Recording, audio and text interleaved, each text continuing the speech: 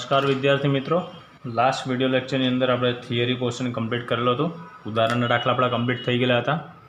સ્વાધ્યાયનો દાખલા નંબર આપણે 9.15 કરેલો હતો। હવે આપણે 9.16 થી શરૂઆત કરીએ। જે આગળ તમને હોમવર્કમાં આપેલો હતો પણ આઈ થિંક તમને ડાઉટ હતો, તો આપણે એનું સોલ્યુશન અહીંયાથી કરીશું। સ્વાધ્યાયનો દાખલા નંબર 9.16 તો સમજ્ય અંદર તમને એવું કીધેલું છે કે ટેબલની સપાટી ઉપર જડી દીધેલી एक नानी पिन। तो आपणे पहला आकृति परथी मित्रों समझीए।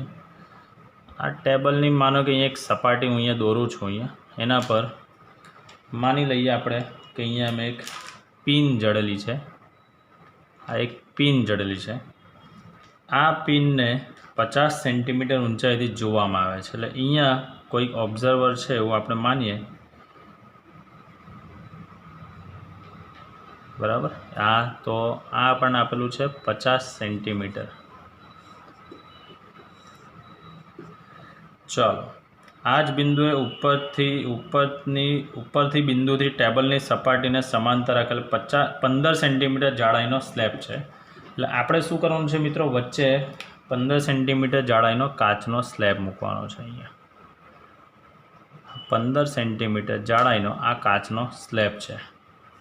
आ जाड़ाई तमने आपी देल छे मित्रों 15 सेंटीमीटर, बराबर। एकड़ पांचड़ 15 सेंटीमीटर, जेनो वक्री भवनांक 1.5 है। एटले ईटा काचनो वक्री भवनांक आपेलो छे 1.5 अने थिकनेस आपेलू छे मित्रों 15 सेंटीमीटर।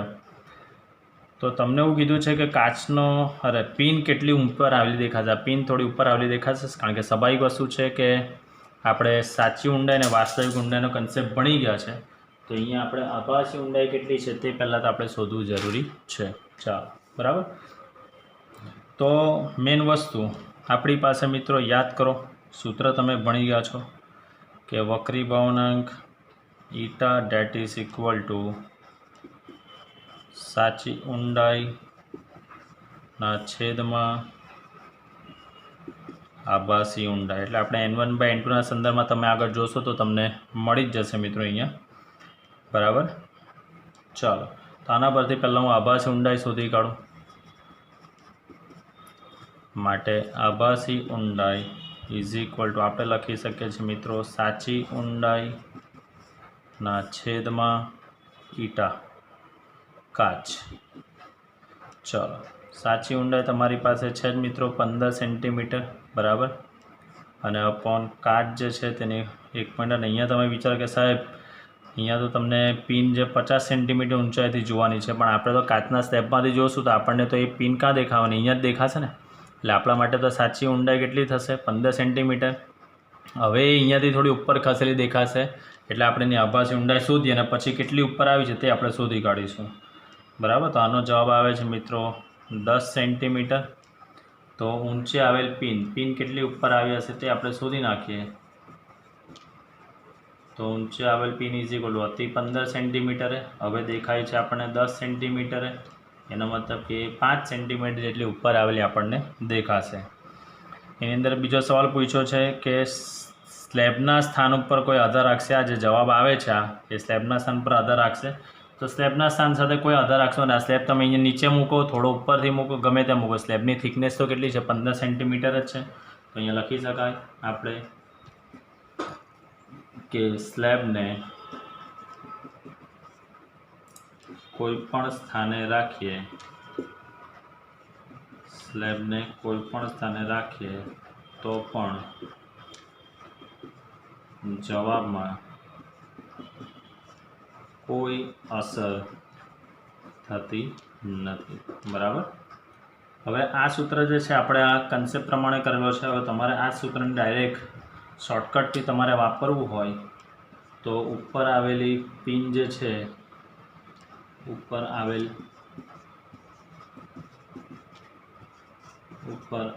पिननी ऊंचाई केटली ऊंचाई आवी छे ते शोधवुं होय एने आपणे डी कहीए तो D is equal to direct तमारी पासे सूत्र छे आ याद राखजो t minus t by mu, ज्यां टी एटले काचना स्लेबनी जाड़ाई अने म्यूनी जग्याए अहींया वक्री बाउंडने ईटा भी कही सकूँ छूँ, ईटा, बराबर। તો આ દાખલો તમે આ રીતે બી કરી શકો છો। અહીંયા ટી કોમન તો 1 - 1/η કિંમત તમે મૂકશો તો 15/1 - 1/1.5 તો બી જવાબ તમારો ડાયરેક્ટ કેટલો આવી જશે મિત્રો 5 સેન્ટીમીટર। એટલે કહેવાનો કન્સેપ્ટ આ તમારા એન્ટ્રન્સ લેવલ પર આ સૂત્ર છે જ બરાબર, તમે એ વાપરીને પણ તમે દાખલાનું સોલ્યુશન કરી શકો। આપણા બોર્ડ લેવલ પર આ કન્સેપ્ટ છે તો એના આધારે બી તમે દાખલાનું સોલ્યુશન આ કરી શકો છો બરાબર। ચાલો આગળ જોઈએ। ચાલો સ્વાધ્યાયનો દાખલા નંબર આપણે 9.17નો અભ્યાસ કરીએ। તમને આકૃતિ આપી દીધેલી છે મિત્રો, એવું કીધેલું છે કે આકૃતિમાં કાચના ફાઇબરમાંથી બનાવેલો 1.68 વક્રી બહુનાંક ધરાવતી પ્રકાશની નળી, એટલે પ્રકાશની નળી એટલે જેમાંથી ફાઇબર બનાવવામાં આવ્યો છે તેને કોર કહેવામાં આવે। એટલે આપણે લખી શકીએ છીએ ઈટા કોર, એ આપણે લખીએ છીએ 1.68 અને કોરનો જે વક્રી બહુનાંક છે તેને આપણે ઈટા કોરથી જ વ્યાખ્યાયિત કરેલો છે બરાબર। ઇઝ ઇક્વલ ટુ, ચલો આને હું કહી દઉં છું કે ઈટા 2 કહી દઉં છું સાથે। હવે મેઇન વસ્તુ બહારની બાજુ એટલે અહીંયા ઉપર જે તમે જોશો, અહીંયા જો હું આ ડબલ લાઇનનો શેડ કરું છું તે ઉપર જે છે તેની ઉપર 1.44 વક્રી બહુનાંક ધરાવતા દ્રવ્યનું આવરણ છે જેને ક્લેડિંગ કહેવામાં આવે, જે આપણે ઓપ્ટિકલ ફાઇબરમાં જોઈ ગયા છે મિત્રો। ઈટા ક્લેડિંગ CLADDING 1.44 ધારો કે હું ઈટા 1 કહું છું। આકૃતિમાં દર્શાવ્યા મુજબ આપાત કિરણનું પૂર્ણ આંતરિક પરાવર્તન થઈ શકે તે માટે આપાત કિરણનો નળીના અક્ષ સાથે કોણનો વિસ્તાર એટલે રેન્જ એટલે મહત્તમ ક્યાંથી ક્યાં સુધીનો આપાત કોણ આપણે રાખીએ તો અહીંયા પૂર્ણ આંતરિક પરાવર્તનની ઘટના થશે તેવું આપણે સમજવાનું છે મિત્રો બરાબર। ચાલો તો મેઇન વસ્તુ અહીંયાથી તમે જુઓ છે કે આ આપાત કિરણ છે, અહીંયા શું આવશે મિત્રો એનો વક્રીભૂત કોણ R, આ કિરણ અહીંયા ઓપ્ટિકલ ફાઇબરની દિવાલ પર અથડાઈને પૂર્ણ આંતરિક પરાવર્તન થાય છે તો અહીંયા જે ખૂણો હશે તે ક્રાંતિકોણ કરતાં કેવો હશે, મોટો હશે બરાબર। તો પહેલાં તો આપણે ક્રાંતિકોણ કેટલો બને છે તે આપણે શોધી કાઢીએ। તો આપણી પાસે મિત્રો ક્રાંતિકોણ શોધવાનું સૂત્ર છે જ sin C is equal to eta, અને અંદર આપણે 1/η સૂત્ર ભણી ગયા છે। ઈટા એટલે કોર કહેવાય, તો અહીંયા હું આખું લખું છું હમણાં સમજવા માટે। આપણે જે થિયરી ભણેલા હતા એની અંદર આપણી પાસે હતું 1/η આવતું હતું, 1/η 1 એટલે પાતળા માધ્યમનો વક્રીબહન, કારણ કે એમાં હવા હતું બરાબર। અહીંયા આપણે વક્રીબહન અરે ઓપ્ટિકલ ફાઇબરના સંદર્ભમાં eta cladding upon eta core લખી શકીએ છીએ। ચાલો તો હવે મેઇન વસ્તુ આની આપણે કિંમતો મૂકીએ અને આપણે સાદરૂપ આપીએ તો આપણને શું કિંમતો મળે છે તે આપણે ચેક કરીશું પહેલાં તો આની અંદર આપણે જોઈ શકીએ છીએ sin C that is equal two, અને તમારે આ ઈટા 2 ઈટા 1ના સંદર્ભમાં લખવું હોય તો તમે આને આ રીતે બી લખી શકો છો, sin C is equal to eta 1/ઈટા 2। ચાલો કિંમતો મૂકીશું મિત્રો આપણે તો sin C that is equal eta 1 એટલે 1.44 ભાગ્યા 1.68, આનો તમે ભાગાકાર કરશો તો 0.8571નો એપ્રોક્સ આન્સર તમને મળે છે। તો આપણે નેચરલ સાઇનના ટેબલમાં જોઈશું તો C ઇઝ ઇક્વલ ટુ આપણે કિંમત શોધવાની રહેશે સાઇન ઇનવર્સ 0.8571 માટે C is equal two approx તમને જવાબ મળે છે કેટલો 59°। એનો મતલબ કે ક્રાંતિકોણ આપણો 59° બને છે, એટલે આપાત થતું કિરણ જે છે અહીંયા ફાઇબરની દિવાલ સાથે એ 59 કરતાં કેવું હોવું જોઈએ, મોટો હોવો જરૂરી છે બરાબર। તો અહીંયા લખી શકાય છે બરાબર કે ઓપ્ટિકલ ફાઇબરમાંથી પૂર્ણ આંતરિક પરાવર્તન થવા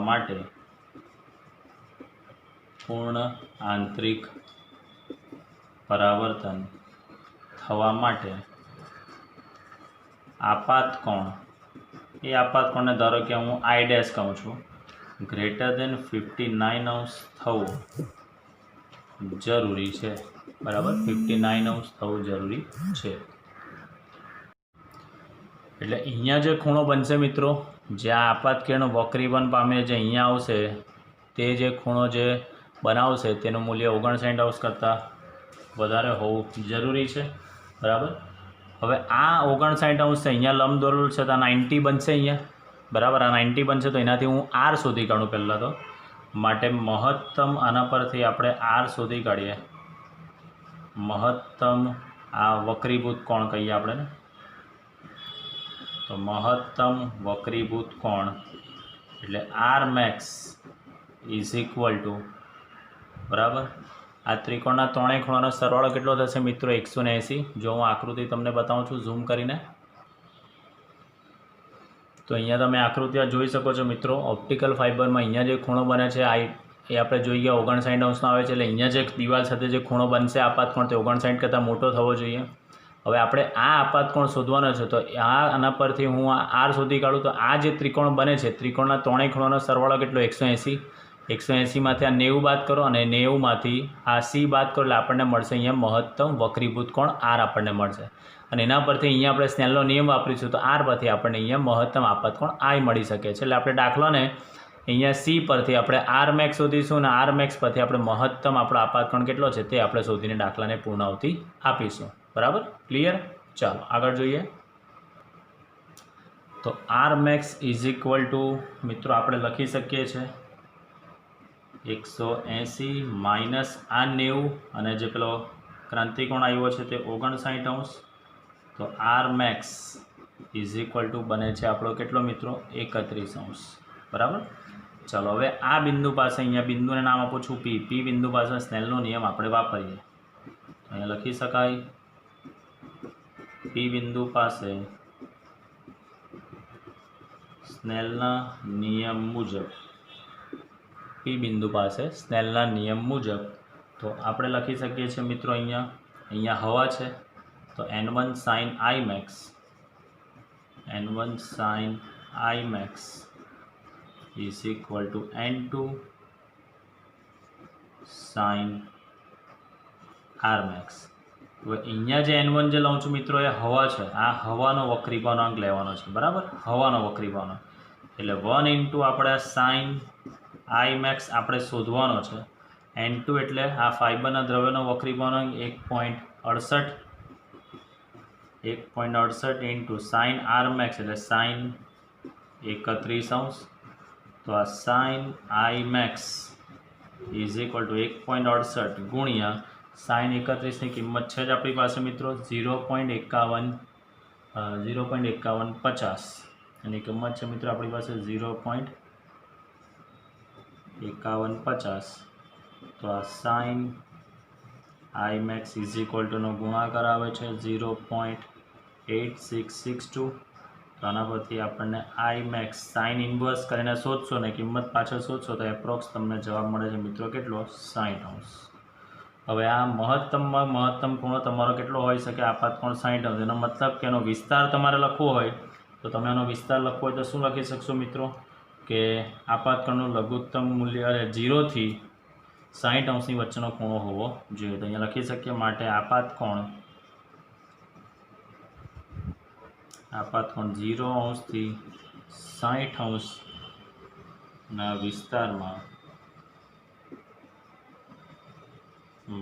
વિસ્તારમાં હોઈ શકે, ચાલો થઈ ગયું મિત્રો। દાખલો ઘણો સરળ જ હતો, એમાં કંઈક નવું હતું નહીં। આની અંદર જે બી બીટ છે કે જો પાઇપની બહારની બાજુએ કોઈ આવરણ ન હોય એટલે આ પાઇપની બાજુની અહીંયા કેવું ક્લેડિંગ કરેલું છે, ક્લેડિંગ જ નહીં હોય તો તમારો જવાબ શું આવે? તો ક્લેડિંગ જ નહીં કરેલું તો સિમ્પલ વસ્તુ છે, અહીંયા ક્લેડિંગ હતું એટલે આપણને મળે છે અહીંયા આપણને ક્રાંતિકોણ કંઈ અલગ। જો બહારની બાજુ કોઈ આવરણ જ નહીં હોય તો આવરણ નહીં તો સ્વાભાવિક વસ્તુ છે કે તમારો જે આપાત કોણની રેન્જ છે 0 થી 90 સુધીની કોઈ પણ હોઈ શકે। બરાબર, 0 થી 90 સુધીની કોઈ પણ હોઈ શકે। એટલે તો જસ્ટ સિમ્પલ લખવાનું છે ક્લેડિંગ નહીં હોય તો આ ફિક્સ જવાબ યાદ રાખવાનો। બરાબર, જો પાઇપની બહારની બાજુએ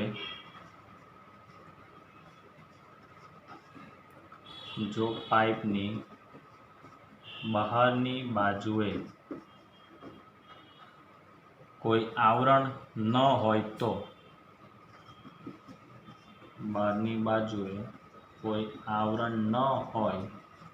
તો બધા જ એટલે 0 તો આપાત કોણની રેન્જ હું ડાયરેક્ટ લખી દઉં છું। તો આપાત કોણની રેન્જ 0 થી 90° મળી શકે। કેમ? કારણ કે સાઇનનું મેક્સિમમ મૂલ્ય sin 90 આપણને શું મળે છે 1, એટલે તમારે એ બાબતની અંદર આ લખી શકો છો કે 0 થી 90 અંશની રેન્જ તમને મળી શકે છે. જો બહારની બાજુ ક્લેડિંગ હોય તોની વાત છે, બરાબર. ચાલો નેક્સ્ટ આપણે આગળ જોઈએ. ચાલો સ્વાધ્યાયના 9.18. તમે એવું ભણી ગયા છો કે સમતલ અને બહિર્ગોળ અરીસાઓ વસ્તુનું હંમેશા આભાસી પ્રતિબિંબ આપે છે. શું તેઓ દ્વારા અમુક પરિસ્થિતિમાં સાચું પ્રતિબિંબ આપણે મેળવી શકીએ છીએ? તો હા, આપણે મેળવી શકીએ છીએ સાચું પ્રતિબિંબ. મેઇન વસ્તુ યાદ કરો, તમને થિયરી પોર્શનમાં બી કીધેલું છે કે જો વસ્તુ આભાસી હોય ને તો મિત્રો પ્રતિબિંબ તમને વાસ્તવિક મળી શકે છે.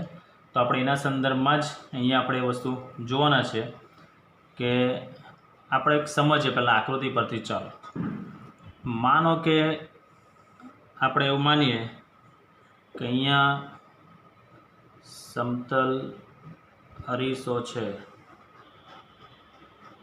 આ સમતલ અરીસો મેં અહીંયા મૂકેલો છે. ધારો કે મારી પાસે કોઈક આભાસી વસ્તુ છે, અહીંયા કોઈ આભાસી વસ્તુ છે. તો આભાસી વસ્તુમાંથી આવતા જે પ્રકાશના કિરણો જે છે, તો હું પહેલાં અહીંયા આભાસી દોરું છું, પછી એને વાસ્તવિક બનાવીશ. એક કિરણ આમ આવે છે, એટલે આ જે છે તે કોઈક વાસ્તવિક કિરણ છે, બરાબર. ચાલો બીજું માનો કે ભાઈ એક કિરણ આમ આવે છે, એટલે આ કિરણને પાછળ લંબાવ્યો છે, અરીસો નહીં હોય તો અહીંયા આપણને મળતે. એટલે આ જે છે મિત્રો, આ શું કહી શકાય, જે લાલ ટપકું કરેલું છે તે આપણા માટે શું છે, આભાસી વસ્તુ છે.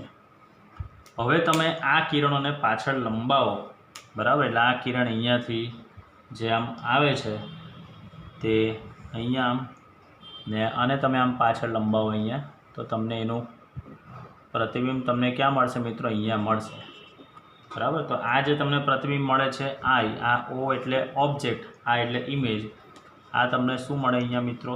વાસ્તવિક પ્રતિબિંબ મળે. શું મળે અહીંયા? વાસ્તવિક પ્રતિબિંબ. એટલે તમને કોઈ જગ્યાથી એવો ભાસ થાય કે આ જગ્યાથી કિરણો આવે છે અને તમે વચ્ચે અરીસો મૂકો છો, તો એ આભાસી વસ્તુનું પ્રતિબિંબ તમને શું મળી શકે છે? વાસ્તવિક મળી શકે છે, બરાબર. સેમ વસ્તુ આવું મિત્રો તમે અંતર્ગોળના સંદર્ભમાં બી કરી શકો છો, બરાબર. બહિર્ગોળના સંદર્ભમાં. તો આ માનો કે આપણી પાસે જે છે તે બહિર્ગોળ અરીસો છે. આ મેં દોર્યો અહીંયા મિત્રો બહિર્ગોળ અરીસો, બરાબર. ચાલો અહીંયા આપણે ધારો કે આ અહીંયા આભાસી વસ્તુ છે, આભાસી વસ્તુ છે. તો આ વસ્તુમાંથી નીકળતું કિરણ જે છે તે ધારો કે આમ અહીંયા આવે છે આમ, બરાબર. ચાલો બીજું કિરણ જે છે તે આપણે લઈએ. ફોર એક્ઝામ્પલ ધારો કે આમ આવે છે આમ. ચલો તો આ કિરણો અહીંયાથી અથડાઈને ક્યાં જશે? આમ જશે. આ કિરણ અહીંયાથી અથડાઈને આમ આવશે. એટલે આ કિરણો દ્વારા આપણને મળતું જે પ્રતિબિંબ અહીંયા મળે છે આઈ મિત્રો, તે આપણને કેવું મળશે? વાસ્તવિક મળશે. એટલે વસ્તુ તમારી જો આભાસી હોય તો પ્રતિબિંબ આપણને કેવું મળશે મિત્રો? વાસ્તવિક પ્રતિબિંબ મળી શકે છે. તો આ દોરું છું અહીંયા વાસ્તવિક પ્રતિબિંબ. તો આના સંદર્ભમાં હવે આપણે લખીએ કે જેથી તમને સ્પષ્ટતા ઘણી સારી થઈ જાય. આ બધા ક્વેશ્ચન ક્યારે બી પૂછાતા નથી હોતા મિત્રો, પણ સમજવા ઘણા સારા છે. તો આપણે લખી શકીએ છીએ કે ધારો કે આપણી પાસે કોઈ સમતલ અથવા તો બહિર્ગોળ અરીસો હોય અને એ બહિર્ગોળ અરીસાની પાછળ જે અહીંયા આપણે દોરેલું છે તે કોઈ બિંદુએ આપણે ધારી દઈએ, કોઈક બિંદુએ, બરાબર. હવે આને કહેવામાં આવે છે અભિસારિત કિરણો, એટલે કે જે આભાસી કિરણો હોય છે તે, બરાબર. તો અહીંયા હું લખું છું કોઈક બિંદુએ અભિસારિત કિરણો. આ પ્યોર ગુજરાતી વર્ડ છે. જે અભિસારિત કિરણો અરીસાની સામે કે પડદા પર કોઈ એક બિંદુ પરથી પરાવર્તન પામે છે. એટલે કે આપણે સિમ્પલ વસ્તુ આવું લખી શકીએ કે જો વસ્તુ આભાસી હોય તો સમતલ કે બહિર્ગોળ અરીસો વડે વાસ્તવિક પ્રતિબિંબ મેળવી શકાય છે। હવે પરીક્ષામાં આમ જોવા જઈએ તો એક્ઝામ પોઈન્ટ ઓફ વ્યૂથી આપણે જોવા જઈએ તો આ જે પોઈન્ટ છે તે ઘણો અગત્યનો છે કે જો વસ્તુ તમારી આભાસી હોય તો પ્રતિબિંબ તમને વાસ્તવિક આકૃતિમાં બતાવે એ પ્રમાણે તમને મળી શકે છે। અહીંયા સમતલ અથવા બહિર્ગોળ અરીસો, સમતલ અથવા બહિર્ગોળ અરીસાની પાછળ કોઈક બિંદુએ અભિસારિત કિરણો અરીસાની સામે એટલે કિરણ આગળ લંબાવે તો અરીસાની સામે કે કોઈ પડદા પર કોઈ બિંદુ પરથી પરાવર્તન પામે છે। એટલે અહીંયાથી આમ આવ્યા, આ જગ્યા પરથી પરાવર્તન પામીને અહીંયાથી આવ્યા, આમ ભેગા થાય છે તેવું આપણે કહી શકીએ છીએ। બરાબર, એટલે સિમ્પલ આ ખાસ પોઈન્ટ કામનું કે જો વસ્તુ આભાસી હોય તો પ્રતિબિંબ તમને વાસ્તવિક મળી શકે છે। બરાબર, ચાલો નેક્સ્ટ એની અંદર જ છે મિત્રો જે બીજો ક્વેશ્ચન છે તે આપણે સમજીએ।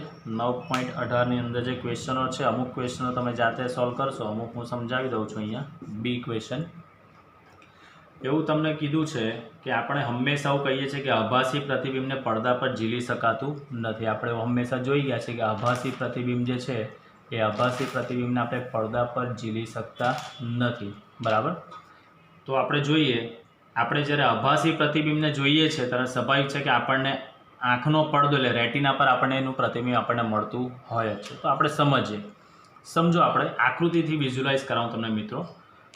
માનો કે મારી પાસે સમજો મિત્રો અહીંયા હું આ એક અંતર્ગોળ લેન્સ દોરું છું। શું દોર્યો છે મિત્રો? આ મેં અંતર્ગોળ લેન્સ। આકૃતિની બાબતમાં તો તમને ખબર છે કે સાહેબ એકદમ પરફેક્ટ છે જ, that is the joke of the day. ધારો કે અહીંયા આપણે માનીએ કે પ્રકાશના સમાંતર કિરણો આવે છે। આ સમાંતર કિરણો અંતર્ગોળ લેન્સ દ્વારા શું થશે મિત્રો એ તમને ખબર છે। અંતર્ગોળ લેન્સ દ્વારા એ કિરણો છૂટા પડે એટલે એ કિરણો આમ જશે, એ કિરણો આમ જશે। હવે એમના માર્ગમાં વચ્ચે આપણો આંખનો પડદો પર પ્રતિબિંબ ઝીલાય છે કે નહીં, તો આપણી આંખને પડદાની આગળ તો પહેલાં શું હોય, બહિર્ગોળ લેન્સ આવે ને મિત્રો। તો અહીંયા માનો કે આંખની આગળ મેં આ શું બનાવી દીધો છે, આપણા રેટિનાની આગળ બહિર્ગોળ લેન્સ છે। તો હવે આ જે કિરણો જે છે મિત્રો, આ કિરણો આગળ જશે તો બહિર્ગોળ લેન્સ દ્વારાનું વક્રીભવન થઈને આપણને રેટિના પર એનું પ્રતિબિંબ અહીંયા તમને મળી શકે છે આમ। બરાબર, એટલે કહેવાનો કન્સેપ્ટ કે આની અંદરનો જે કન્સેપ્ટ તમને આપ્યો છે તે કન્સેપ્ટ જે આપેલો છે તેને હવે આપણે શાબ્દિક સમજૂતીથી સમજીએ। ચાલો તો લખાણ લખીશું કે જ્યારે પણ પરાવર્તિત કે વક્રીભૂત કિરણો જે છે એકબીજાથી આ દૂર જાય છે ત્યારે પ્રતિબિંબ આપણને આભાસી મળે। તો હવે આ જ કિરણને આમ આગળ લંબાવવા આમ, તો અહીંયા આપણને એનું પ્રતિબિંબ કેવું મળે છે, અહીંયા આભાસી પ્રતિબિંબ મળે।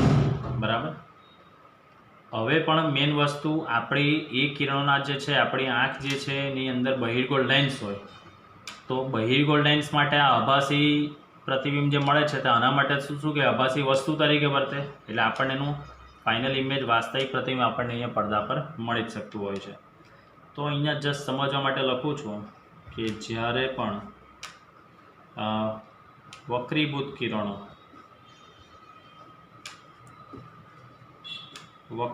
કિરણો એકબીજાથી દૂર જતા હોય, જે અહીંયા તમને આકૃતિમાં દેખાય છે, વક્રીભૂત કિરણો એકબીજાથી દૂર જતા હોય ત્યારે પ્રતિબિંબ આભાસી હોય છે, ત્યારે પ્રતિબિંબ આભાસી હોય છે। ચાલો, જે તમને આકૃતિમાં અહીંયા મિત્રો દર્શાવેલું છે આભાસી પ્રતિબિંબ છે। આ આભાસી પ્રતિબિંબ જે છે તે આપણી આંખની અંદર રહેલા બહિર્ગોળ લેન્સ માટે શું બને છે, વસ્તુ બને છે। તો અહીંયા લખી શકાય આ આભાસી પ્રતિબિંબ આંખના બહિર્ગોળ લેન્સ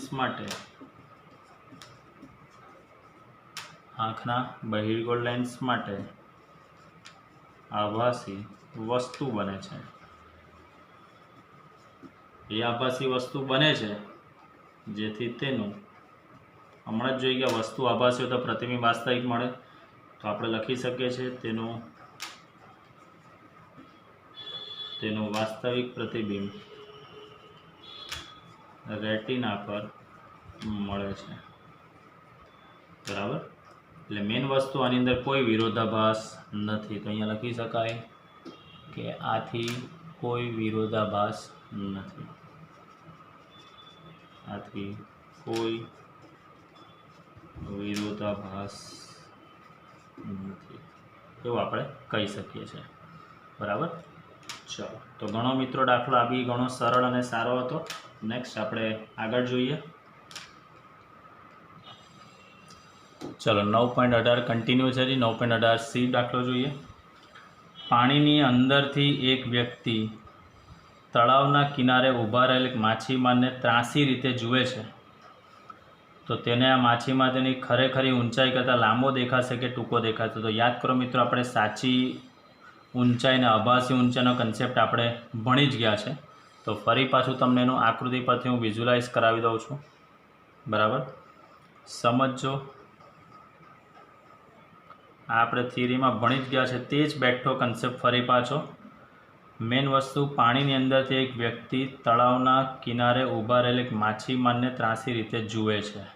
બરાબર, ચલો આપણે આકૃતિ પરથી જોઈએ। અહીંયાથી જોવાવાળો જે છે તે કોઈક અવલોકનકાર છે। બરાબર, એ અહીંયા કોઈક વ્યક્તિ જે છે તેને જુએ છે।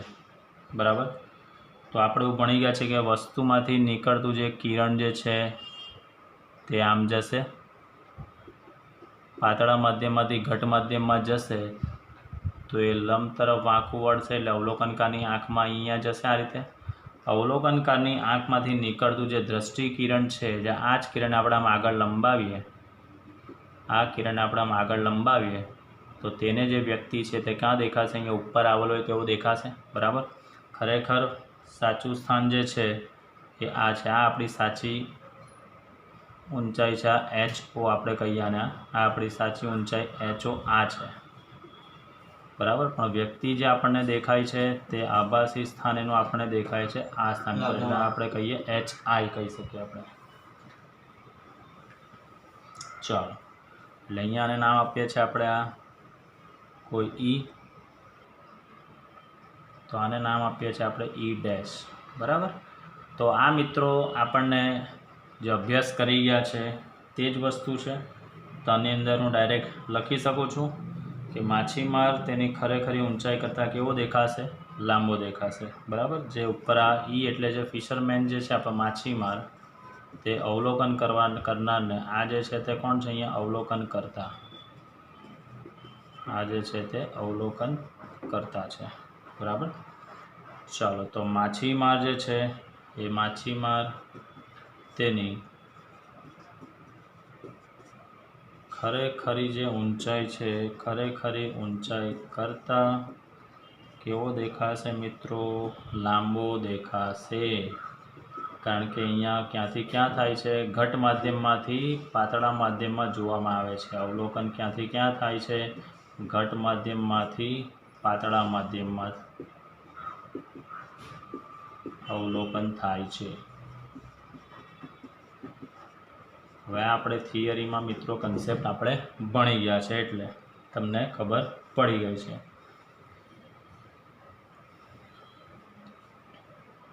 જો 8 દાખલાની અંદર તમને ડી બીટ એવું કીધું છે, જો ત્રાંસી દિશામાં જોવામાં આવે તો પાણીની ટાંકીની આભાસી ઊંડાઈ બદલાશે। બરાબર, તો ત્રાંસી નજરે આપણે જોઈએ તો સ્વાભાવિક વસ્તુ છે કે આભાસી ઊંડાઈ એ લંબની નજીકથી જોતાં મળતી ઊંચાઈ કરતાં કેવી હશે? આપણને ઓછી જ દેખાશે। બરાબર છે, હવે આપણે આમ જોઈએ છે, લંબ નજરથી જોઈએ તો આપણને જેટલી દેખાય, ક્રોસમાં જોઈએ તો આપણને તળિયું થોડું કાં આવેલું છે? ઉપર જ આવેલું આપણને જેવું દેખાશે। તો આની અંદર સિમ્પલ આપણે જવાબ જ લખવાનો છે ખાલી, કે ત્રાંસી નજરે જોતાં મળતી આભાસી ઊંડાઈ જે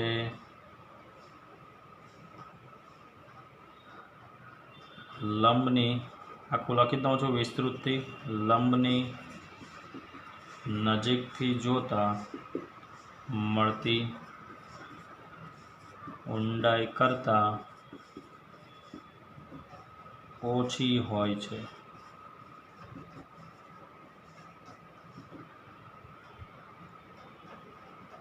બરાબર। ચાલો, એટલે ત્રાસી નજર એટલે આ ત્રાસી નજર, બરાબર।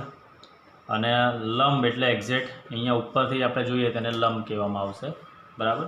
એટલે સિમ્પલ વસ્તુ યાદ રાખો ને, લંબ જે છે એના કરતાં આપણે ત્રાસું જોઈએ તો સ્વાભાવિક વસ્તુ છે કે વસ્તુ થોડી વધારે ઉંચકાયેલી હોય તેવી આપણને દેખાતી હોય છે। એટલે આપણે સિમ્પલ વસ્તુ છે કે ત્રાસી નજરે જોતાં મળતી આભાસી ઊંડાઈ લંબની નજીકથી જોતાં મળતી ઊંડાઈ કરતાં હંમેશા કેવી જોવા મળશે? તમને ઓછી જ જોવા મળતી હોય છે। આ એનો આન્સર છે, બરાબર। ચાલો, હવે મેઇન વસ્તુ આની અંદર જ હજી ઈ બીટ એવો છે કે સાદા કાચ કરતાં હીરાનો વક્રીભવનાંક ઘણો મોટો હોય છે। આ હકીકત હીરા ઘસુને કઈ રીતે ઉપયોગી છે? તો આપણને ખબર જ છે મિત્રો કે સામાન્ય કાચનો વક્રીભવનાંક 1.5 ને હીરાનો વક્રીભવનાંક કેટલો છે? 2.42। ચલો, આપણને મિત્રો ખબર જ છે, અહીંયા લખું છું ઈટા કાચ 1.5 અને ઈટા હીરો એનો વક્રીભવનાંક છે 2.42। હીરા માટેનો ક્રાંતિકોણ બી આપણને ખબર છે 24 અંશ, એ કાચના ક્રાંતિકોણ કરતાં ઘણો કેવો છે? ઓછો છે। તો મેઇન વસ્તુ આ એક રીઝન છે કે હીરા માટે જે ક્રાંતિકોણ છે એ હીરા માટેનો ક્રાંતિકોણ જે છે એ કાચ માટેના ક્રાંતિકોણ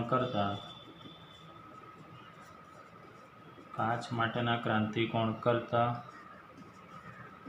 ઘણો ઓછો છે, ઘણો ઓછો છે। તો સ્વાભાવિક વસ્તુ છે કે જે હીરાના કારીગરો હોય, હીરાના કારીગરો તો હીરામાં પ્રવેશતો જે પ્રકાશ જે હશે તે લોકો જ્યારે જોઈ તો એની અંદર ઘણી વખત શું થતું હશે? પૂર્ણ આંતરિક પરાવર્તન થયેલું હશે। એટલે હીરો ઓલવેઝ આપણને લોકોને કેવું દેખાશે? સ્પાર્કલિંગ અસર જે વાળો તમને દેખાતો હોય છે। એટલે જે કુશળ હીરાના કારીગરો જે હોય છે, હીરાના કારીગરો એ આપાતકોણની શું કરે છે?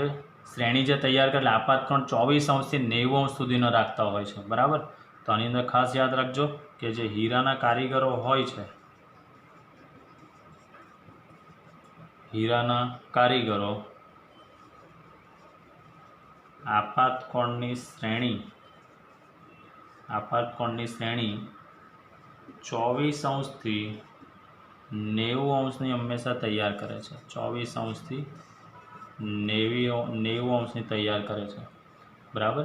જેથી યાદ રાખવાનું, પ્રવેશતા પ્રકાશનું, હીરામાં પ્રવેશતા પ્રકાશનું શું થતું હોય છે?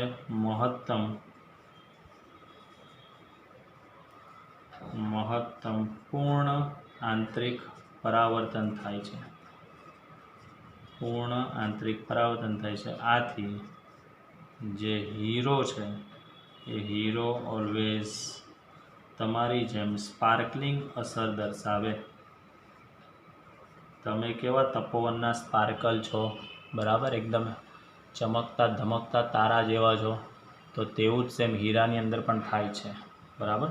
એટલે તમે તપોવનના હીરા છો અને આ જે છે તે ડાયમંડ સિટીના હીરા છે। આટલો ખાલી ફરક છે ભાઈ, બીજો કોઈ જ ફરક આની અંદર મને તો દેખાતો નથી। ચલો નેક્સ્ટ આગળ જોઈએ આપણે। ચલો, સ્વાધ્યાયનો દાખલા નંબર આપણે 19 જોઈએ। ઓરડાની એક દિવાલ સાથે જડિત નાના વિદ્યુત બલ્બનું, બરાબર, અહીંયા એક દિવાલ છે જેના પર અહીંયા એક બલ્બ મૂકેલો છે મિત્રો, આ બરાબર। આ વિદ્યુત બલ્બનું 3 મીટર આવેલી સામેની દિવાલ પર, એટલે અહીંયા એક બીજી દિવાલ છે, આ બે દિવાલ વચ્ચેનું અંતર આપેલું છે 3 મીટર। સામેની દિવાલ પર પ્રતિબિંબ મેળવવા માટે બહિર્ગોળ લેન્સની શક્ય મહત્તમ કેન્દ્ર લંબાઈ, એટલે આપણે બહિર્ગોળ લેન્સ એવો આપણે મૂકવાનો છે મહત્તમ કેન્દ્ર લંબાઈની કે જેથી આપણને પ્રતિબિંબ અહીંયા દિવાલ પર જ મળવું જોઈએ, બરાબર। તો મેઇન વસ્તુ આ જે છે જૂના સિલેબસનો કન્સેપ્ટ છે, એ તમારા સિલેબસમાં નથી પણ છતાંની અંદર દાખલો મૂક્યો છે એટલે તમે એન્ટ્રન્સમાં તો ભણશો જ। હું તમને અત્યારે જસ્ટ કહી દઉં છું। તો દિવાલ પર આપણને મેળવવાનું છે સાચું પ્રતિબિંબ। તો દિવાલ પર મારે સાચું પ્રતિબિંબ મેળવવું છે, તો સાચું પ્રતિબિંબ મેળવવા માટે વસ્તુ અને પ્રતિબિંબ વચ્ચેનું લઘુત્તમ અંતર 4F હોવું જરૂરી છે.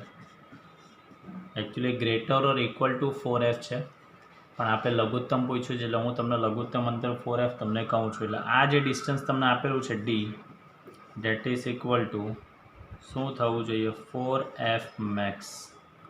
તો આના પરથી 3 is equal to 4 into F max. તો F max is equal to આપણે લખી શકીએ છીએ 3/4, એટલે F max is equal to 0.75 metre આવી શકે છે. હવે મિત્રો આ તમારે યાદ રાખવું પડે એવું જ છે. આની અંદર હું પણ અત્યારે કંઈ નથી કરી શકતો, કારણ કે આ તમારા ચોપડીની અંદર આવો કોઈ કન્સેપ્ટ જ નથી, બરાબર. પણ આ એન્ટ્રન્સનો અને જૂના સિલેબસમાં કન્સેપ્ટ આવતો હતો. તો આઈ હોપ કે હું તમને નેક્સ્ટ વિડીયો લેક્ચરની અંદર જોઈ લઈશ. જો થતું હશે તો આને હું તમને સમજૂતી આપી દઈશ. નહીં તો તમારા મિત્રો ખાસ કાઇન્ડલી રિક્વેસ્ટ, આ તમારે યાદ રાખવું જરૂરી છે. સાબિતી છે અને એવું નથી કે આની સાબિતી નથી, પણ તમને એન્ટ્રન્સમાં ભણવાના જ છો એટલે હું તમને એ બાબત પર પગલું નથી લેતો. એ તમે એન્ટ્રન્સમાં ભણવાના જ છો એટલે, બરાબર. ચાલો નેક્સ્ટ આગળ જોઈએ આપણે 9.20. આજનો છેલ્લો દાખલો જોઈશું. આ જે દાખલો છે, વસ્તુથી 90 સેન્ટીમીટર દૂર એક પડદો રાખ્યો છે. આપણે અહીંયા દોરી દઈએ છીએ. પહેલાં તો આ પડદો છે એવું માની લઈએ મિત્રો. આ જે છે તે આપણું સ્ક્રીન છે. વસ્તુથી અહીંયા કોઈક વસ્તુ છે આ O, એટલે આ ડિસ્ટન્સ મિત્રો તમને આપી દીધેલું છે 90 સેન્ટીમીટર આપી દીધેલું છે, બરાબર છે.